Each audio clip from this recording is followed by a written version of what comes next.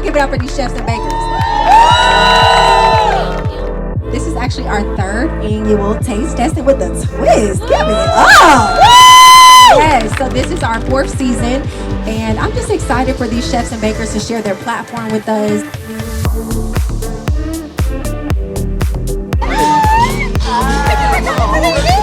It's nice to see these different small minority-owned businesses out here that's in Atlanta. Good food, good vibes, you know, good drinks, great open bar. We lit. I just hope you guys had a really good time tonight. We really invested so many time and energy into this event, but I'll stop talking for a second. I'll let the chefs and bakers introduce themselves. We'll start with you, Bryon. Hello, everybody. I'm Bryon Hailey. I'm the owner of Everybody Eats B here on the end. I am from Monroe, North Carolina, almost 5 hours from here. But yeah, I hope y'all enjoyed the food. Thank you for coming from Charlotte. He came all the way from Charlotte, y'all. Woo! Hey, everybody. I am Chef Jay. I am the owner and creator of Passionately Creative. I specialize in custom e-commerce. I'm Chef Danny. Danielle Person is my name. I am the executive chef of Danny Cooks ATL. I know a couple of y'all have been over there to taste them wings and all that. But yeah, I'm glad that y'all came out today to see us, and you know, My name is Davena. I'm at the table with Muse Foods & Co. I have a food and catering business, and I'm also a line cook at a Marriott hotel in Midtown. So if you're ever looking for a breakfast, brunch, dinner situation, holler at me. All right, my name is LaNae. I'm the owner of Get You a Me for Creations. I specialize in custom cakes and treats. I'm also a therapist, so I like to make your stomach feel good and your mind feel good. So, holla at me if you need it. Hey, my name is Antonio Simon. I'm the owner of Sweets by Simon, all the way in the back over there. I hope y'all came by, stop by and enjoy what you had if you did try something. And I specialize in cookies, brownies, and cheesecakes, and I mainly do, custom orders, made everything to order, but I like to do, events such as this. I'm trying to get into more market stuff like that in the future. So that's a me right there. I'm Otis Mcnabb. I own Fat Nate's there in the back, home of the smoked grilled turkey wings. A lot of people here have tasted it. Please let me know how you enjoyed it. And I do like honest feedback. You can't hurt my feelings. I can only get better from honest feedback, okay? Thank you. I love that. All right, so what got you guys started in the culinary business? I've always enjoyed cooking. I was actually going to go to culinary school, but I got pregnant with my amazing son, so I had to shift and go different directions. But I always did it. I was always the person that, we going over LaNae's house, she cooking today. So during the pandemic, it was just the perfect opportunity to invest in myself and see, what one of the things that God was pulling me to do and be able to see what I could do with it during that time. So that's got me here today. So I got started, if you guys don't remember from last year, I started cooking when I was about 10. Started in church, and then went on from there. Went to having a mentor in college. Started selling plates in school to the point where I came up with my own business in 2019. And I moved over to Everybody Eats B in 2021.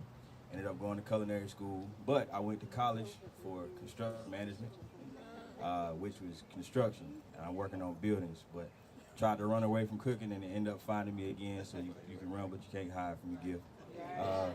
So yeah, I feel that. That is so I'm back here. We're glad to have you back for another season, Chef B. What about y'all? Anybody else? Go ahead. My story is kind of similar to his. So it started with my grandmother because my family is Southern. So either we cook and pray.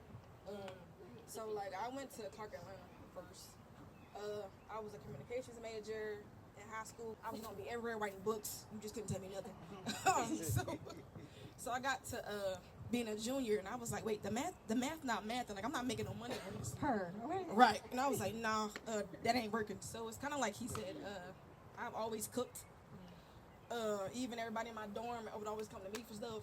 I was Big Mama. I'm Big Mama now. So I was just like, okay. So I took business classes. So when I graduated, I had minored in business and I majored in mass communications, and then I went straight to culinary school right after. And I started Passion Creative. I love that. And so how do you guys manage being an entrepreneur in this climate change? Meaning, you know, prices are going up, things are going up, and people sometimes don't want to pay the price. That you have to kind of fight for your self-worth, fight for, you know, this is what it costs now. This is what it not cost, you know. So how do you feel about that? How does that affect your business? One thing I had to learn as a chef, and even as a black woman, is boundaries. Like, don't just put them in place for relationships. Put them in place for your business. Just like for me, my clients know I am not the chef to call, can you make me a cake tomorrow? No, baby. That ain't how I go. Like, you need to ask me 2 weeks, a week, or whatever prior so I can get myself together, because I'm not about to be scrambling. So I had to learn to put myself first and not be that chef that's, because when I first started out, yeah, can you do me a cake for $40? Okay, this, and then I'm up here looking like a zombie. I'm pretty sure all y'all relate. You're doing a $200 cake. Yeah. And it's like, everybody coming to me. No, baby, because you're stupid. That's why. And they come with you because of... So I had to learn to put boundaries in place for your business, because if I respect me and my business, you're going to respect me too. I like that. I like that. Y'all pretty quiet over here. I think a lot of people might say, man, your price is too high, but if they like it, they gonna shop with you. I've never had to argue with anybody about my prices. I'm more than fair. I feel like there's a market for everybody. If you're too expensive, you know, I make a joke and I say, well, get your money up and come back and holler at me, you know.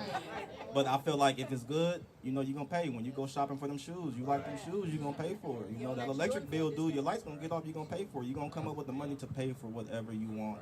I think the pandemic kind of made hustlers out of all of us. I mean, it was either sink or swim. Pandemic hit the world, and everybody started, you know, being entrepreneurs. You know, coming up with innovative ideas. So I think prices have nothing to do with it. It's all about product. If the product is good, they gonna buy. I like that. Sure. I feel like as a chef or a baker, we really had to learn how to pivot. When you start your business, you have this great big idea and you think it's gonna go that way, and then you have all these clients coming up to you, can you do this, can you do that? And you want to do it all, but you cannot.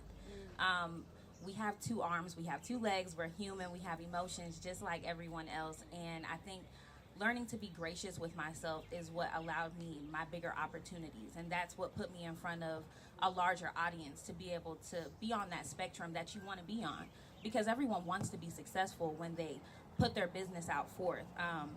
It doesn't happen right away, but when it happens, it's time. So it's just always a moment to be ready. So if you stay ready, you don't got to get ready. And so what would you guys say is your proudest moment as a chef, as a baker? That moment where you're like, dang, I'm there. Dang, I'm on the way. Or you know what? That was a major win that I've been praying for. I've been fasting for. Like, what would you guys say? I'll tell you, I didn't start this business. My wife did. Right? Yeah, so my wife, Jasmine Smith, she actually started the business. I'm the griller. I came home from work one day, and we had dibbled and dabbled before and messing around. And I actually started cooking turkey wings on this little itty bitty Weber. Like, you can barely fit like 2 full-size baked potatoes on this thing. But I will come home and mess with it and get the recipe right and you know, get the color right off this little bitty Weber. And I'm gonna dip it in gold when I make it, y'all, and I'm hanging around my neck. But she started the business, and what made me really believe in the business was my wife. Like, she would always say, you can do this, or you can do it. It wasn't the responses from the customers, oh, this is good, this is great. No, it was my wife. She was like, yo, you can do this. Like, what are you talking about? This is great. That looks good. She's always giving me like just support and constant affirmation about this business. So like, yeah, that's it right there. Shout out to Jazz. We see you in the back,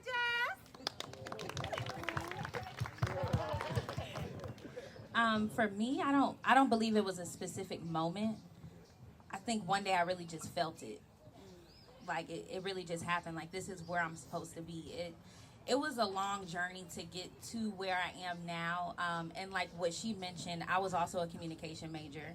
I graduated from Columbus State University, and I thought that I was going to be a social media coordinator and just all of these different things. And my passion really lays between food and people. So I still got to keep a piece of that. And then it was just one morning when I actually woke up, I felt like this is what I'm supposed to continue to do. So that's really what pushes me, and also my family, and that's my support system. So I think it was just the feeling. It wasn't a moment. It wasn't an amount of money. It wasn't a particular event. It was just the feeling, the assurance. Yeah, I would have to agree with the feeling. It wasn't just like a day, like you just, somebody solidifies it for you. Because I know I first started out, I was going to be a basketball player.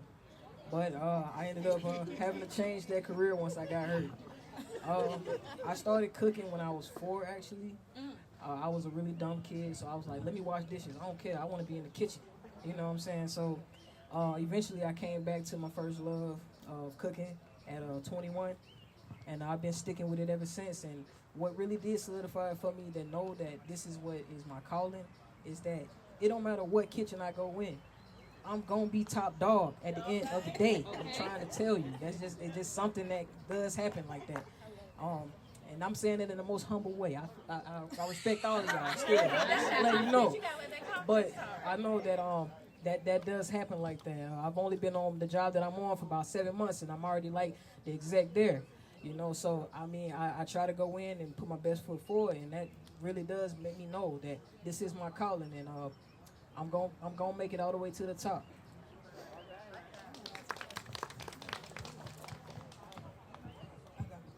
Mine's a little different. I guess I'm gonna go to Jesus route. So y'all know I'm a little churchy, so excuse me. I think for me, I think it was seeds I planted in other seasons, and they started to harvest this season. Okay. So it was like stuff mine I guess was a little different because I was so seasoned to people, and then God would have them sow seeds back into me, or other hands or other things, and I was just like, wait, what? Like, how did I get here? How did I talk to a celebrity? How did I get in this room? How did I even get there? And I was just like, all right, Lord, you lead, I'm a follow. So for me, it was just like watching God keep his promises. And one thing I guess all of us can, as an entrepreneur, you gotta have faith. Like, and for me, my faith was a little shaky, so I had to like learn how to like get it there and keep it there. Even the good days, the bad days, the rainy days, blood, sweat, tears. So I was just like, all right, Lord, you do it, I'm a rock with you. So my thing was watching them seeds grow. I like what she said. Pretty much, like, you know what I'm saying, having faith, because literally, some days you're not gonna know what you're doing. I'm going through them days right now. I don't know what I'm doing. I don't know why I'm doing it. Why am I in this position? Right. Why am I going broke? It's like, no, but yeah, like, you really gotta have faith. When I found out that like I said earlier, you can't run from it. So that's one. There's been many times where I've been granted the opportunity to do certain things that I didn't think I was qualified for. Different resources I don't have currently. Still, I'm still making it happen. You have the resources. Jesus gave it to you. You got it. You heard that. Y'all heard that, and I heard that too. It can happen. It's on the way. But pretty much, like, I was granted one opportunity just by being who I am. Somebody wanted to reach out to me and, cater for this vast amount of people, which was over 350 people. I don't have a team, but I did it by myself, and I made it happen. And the people loved the food, and I did it. And I literally just ended that kind of gig after 2 years last week. I was doing it for 2 years, 350 people every other week. Wow. Making it happen by myself. With some help here and there, but making it happen. So you can't run from your gift, like I said. I think that's just going to be the key phrase for the day. You can't run from your gift. Definitely heavy on that, because I think for me it was just, as you've been saying, having faith, and those times it's hard and you're like, should I even be doing this right now? Like, am I making the right choice? And then people start trickling in, asking you to do things, or hey, are you still baking? Are you still doing this? And then it's like, okay, God, like, all right, he's knocking at the door, like, come on, girl, I'm telling you, this is where you're supposed to be. You just gotta stay the course and keep faith in yourself, keep faith in me, and then he'll guide you in any way that you're trying to go. So just having those opportunities and having him kind of stay on me about it, because humanly we'll give up on ourselves and we'll give up on our dreams if we don't have that faith in him to continue to guide us down the correct path so that we can do the things and use the gifts that he's given us. So yeah, it's definitely that for me, just him opening the doors for me to do the things even when I didn't see the doors myself. I really love that you guys are talking about just being an entrepreneur and how the journey isn't easy, because I think people sign up to be an entrepreneur like, oh yeah, I'm gonna make some money, and it's like, yeah, what if that is like 6 years from now? You know what I'm saying? Like, what is that 5 years? Are you still going to continue to chase the dream? Are you still going to continue to chase what God gave you? If you're spiritual, if you're not spiritual, whatever. Whatever you believe in, whatever you are chasing. And so I love that you guys are really kind of talking about that and just how you started and to where you are now. I follow their growth because, some of y'all started on the season and then now y'all came back this season with, the bag. So I said, I love to see it. We're going to go down the aisle really quick before we wrap up and then open the floor to questions. What inspires your brand, or like not what inspires, but what makes your brand different? Why should people here after this episode shop with you, want to support you? Like, why should they buy into your brand? We'll start with you, Fat Needs. I have a lot of reasons. I'm trying to really bring them down to a few for y'all because I could talk about this all day. When I moved to Atlanta, everything was pork. Everything. I don't eat pork. And I ran into a lot of non-pork eaters. I mean, I would go get a waffle, and they're like, oh, yeah, come with, like, bacon crumbles. Like, what? Who puts bacon on waffles? You know what I mean? And so I always thought if I do one thing and do it well, and you master that gift, you have to put like 10,000 hours into a gift to become a master of it or something like that. And so, I said, well, let's do this. My wife and I, we said, we're going to do the turkey wings. And, we tried it. It's hard, but it's something that you have to dedicate your life to, your time to, like at all costs, if you want to make it. So that's what I will end it on right there.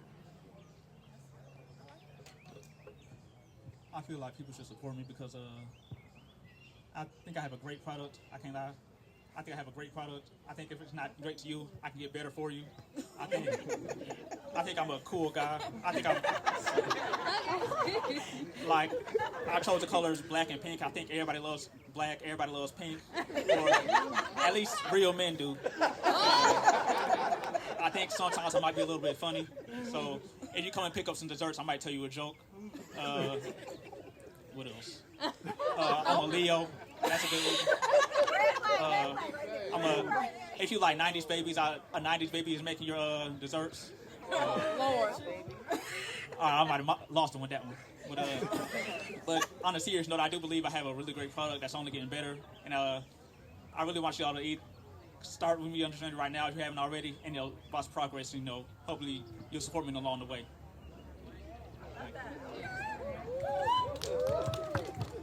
It's just a lot of passion behind what I do. My grandma had a cookbook that she wanted to start her own business and cooking and baking, and she just never got the chance to. So I'm hoping that when I'm baking, I'm being able to channel her love, channel her passion, and in any bite that you take, that you feel like I just gave you a big hug. So I make desserts and stuff that make you feel good, and I think that's the reason you should shop.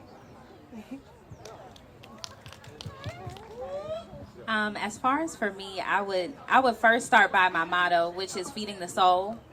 I definitely pour my love into my food. I season my food with music. I'm singing to the food. It's really a thing. It's a connection that I really have with it. And like I mentioned earlier, anywhere that you go for an event where there's food, you stay and you enjoy yourself. And if the food is great, then you're going to come back.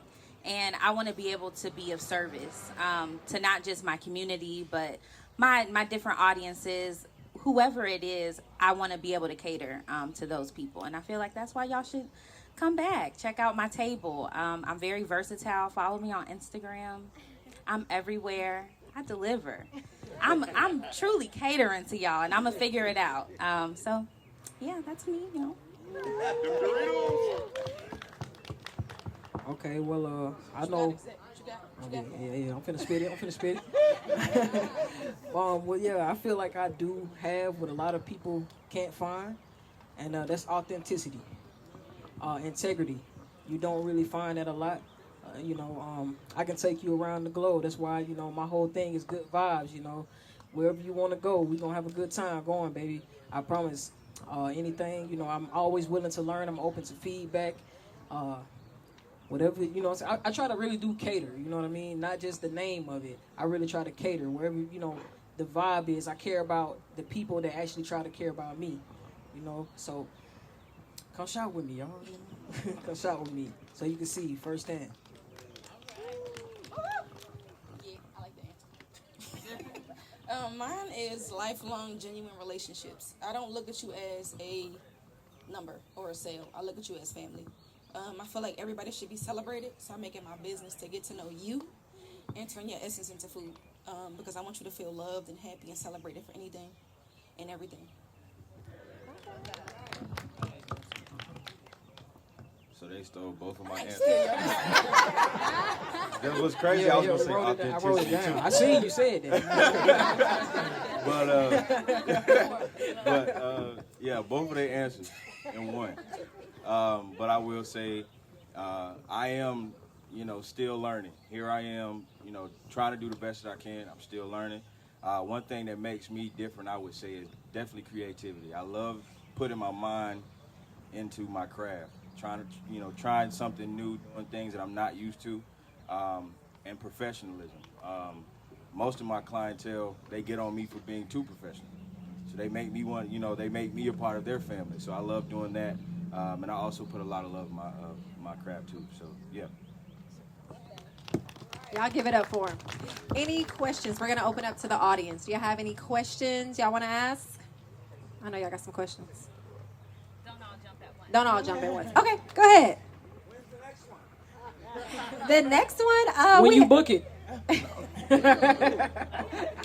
Yeah, we can do private booking, but the next taste testing, we do these once a year, but we do have events every single month. So our next event is going to be yoga and booze for the ladies that want to come out for yoga and booze. Let's see. Any questions for the chefs? Okay, yeah. Go ahead. What would y'all say is y'all most requested dish that's unique to y'all? Shrimp and grits, macaroni and cheese. Brunch. Salmon. Brunch as a whole, like just the entire category. I don't know what happened where we just we realized that brunch was actually a thing, but it's always been a thing, so now everybody wants brunch. So brunch is probably my biggest thing. For me, it would be my custom cakes and cheesecake jars. Those would be the top two. People want most from me is my Biscoff cheesecakes. I love the Biscoff. Either come in whole ones or cupcakes. I ran out today. Sorry about that. I know Aybriel mad at me about that one. Yes. But that is definitely my most favorite. My customer's my favorite item for me. Okay, Otis.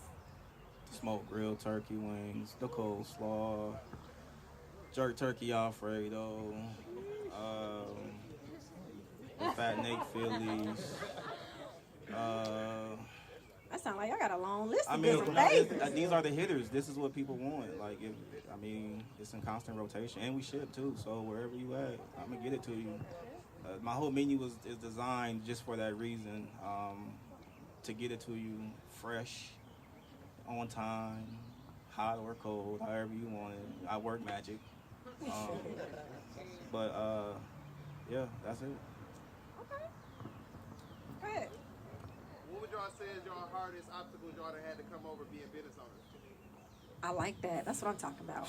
Oh, man. I'm going to say it's really just, for me personally, the mental part of it.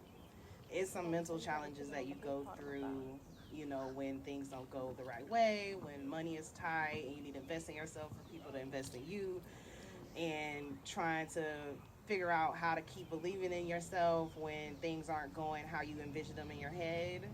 I think that's the biggest part of it, and just knowing how to balance, relationships with friends and family, especially family, who want a discount and all that stuff. Like, listen, I need my coins. So just trying to figure that out. I think the personal aspect has been the most challenging for me. Just to piggyback off of her, it was really honing in on what it was in food that I wanted to do. There's a lot that you can do in an industry. So I'm not a baker. Like, I don't bake, but I cook food as far as savory dishes. So just having to take so much time to figure out what it was that I would be able to provide for my clientele and everybody receive it the way that I wanted to put it out. Feel free to hang out, go to the open bar, network with the chefs and bakers, let them know who you are. If you're looking for an event, book them. That's the goal of this event. Book them for your future event. And all right, DJ, what you got for us?